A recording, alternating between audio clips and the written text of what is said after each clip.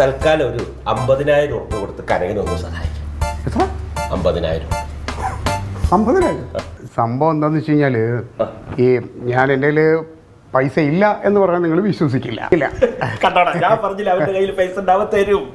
പക്ഷെ എന്താ വെച്ചാൽ അമ്മാവ ആ പൈസ ഞാൻ വക മാറ്റി വേറൊരു ആവശ്യത്തിന് ചെലവാക്കാനായിട്ട് തീരുമാനിച്ച് ഉറപ്പിച്ച് വെച്ചേക്കാം. അതാ ക്ലീറ്റോ, ഇപ്പൊ ഈ ആവശ്യം നടക്കട്ടെ ക്ലീറ്റോ. ആ ക്ലീറ്റോ എന്തോരം സഹായിച്ചിട്ടുള്ളതാ, പ്ലീസ്.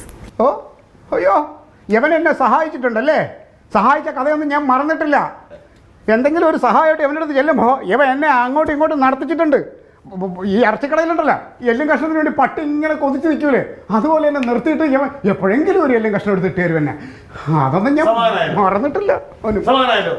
നമുക്കൊരു കാര്യം ചെയ്താലോ, ഏതെങ്കിലും ഒരു VIP വീട്ടിലെ ചക്കര പിടിച്ചിട്ട് പെറ്റി കേസിലെ കുടിക്കിട്ട് കൈക്കൂലി കൊണ്ട് ചോദിച്ചാലോ? അല്ല, അതിപ്പോ ഇത്ര പെട്ടെന്ന് നടത്തില്ലല്ലോ അല്ലേ?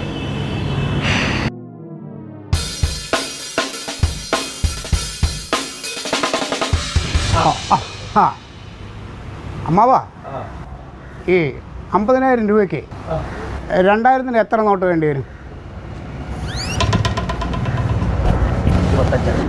25.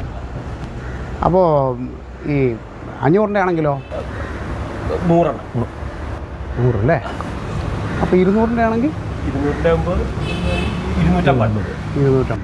100-ൻ്റെ ആണെങ്കിലോ? 500 വേണം.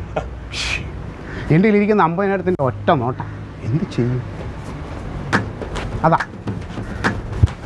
50,000 കൂടുക.